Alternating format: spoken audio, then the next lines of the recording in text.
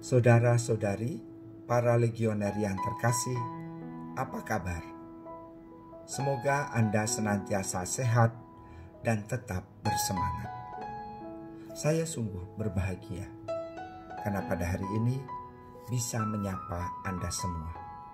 Dan saya berterima kasih karena para legioner mengundang saya untuk memberikan renungan terkait dengan inspirasi kitab suci yang ada yang menerangkan kepada kita tentang peranan Bunda Maria dalam kehidupan umat beriman. Saya mengambil inspirasinya dari doa Rosario pada peristiwa gembira yang pertama. Maria menerima kabar gembira dari malaikat Gabriel. Salam, hai engkau yang dikaruniai, Tuhan menyertai engkau. Jangan takut, hai Maria, sebab engkau beroleh kasih karunia di hadapan Allah. Sesungguhnya engkau akan mengandung dan melahirkan seorang anak laki-laki, dan hendaklah engkau menamai dia Yesus. Injil Lukas bab 1 ayat 28b dilanjutkan ayat 30b sampai dengan 31. Saudara-saudari yang terkasih, ada dua hal yang sungguh-sungguh bisa kita renungkan di dalam petikan kitab suci ini. Yang pertama adalah bagaimana Maria, orang yang mendapatkan berkat Allah, dan yang kedua, bagaimana orang yang diberkati oleh Allah selalu diberi sebuah tanggung jawab.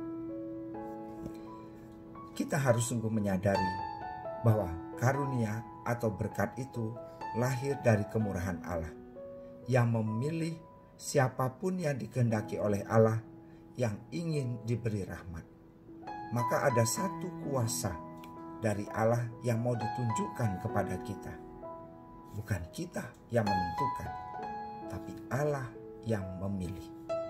Nah, maka kalau kita dipilih juga sebagai bala tentara Maria, sebagai anggota legioner, maka pertama-tama disadari tidak banyak orang bisa menjadi seorang legioner jika bukan pilihan Allah.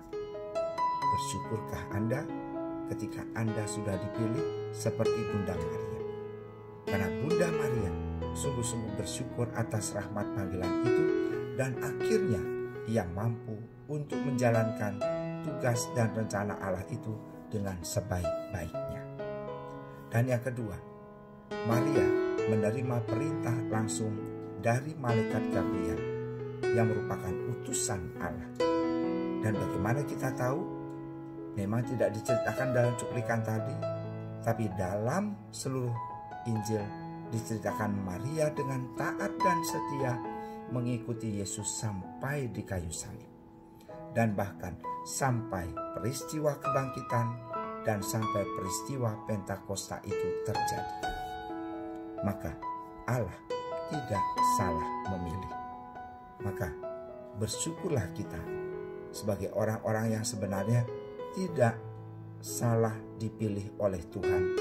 Hanya memang dibutuhkan ketaatan dan kesetiaan untuk menjalankannya. Ketika Anda percaya dan Anda terus taat dan setia, percaya itu berubah menjadi iman, tataran hamba Tuhan yang lebih tinggi. Karena kenapa? Seorang hamba tidak perlu tahu segala sesuatunya, tapi kita diberitahu segala sesuatunya oleh Allah. Dan kita diminta untuk mengimaninya. Kalau percaya, saya letakkan pada tingkatan yang lebih bawah karena mengingat apa yang dikatakan oleh Yesus kepada Thomas. Berbahagialah orang yang tidak melihat namun percaya. Dan itulah Maria.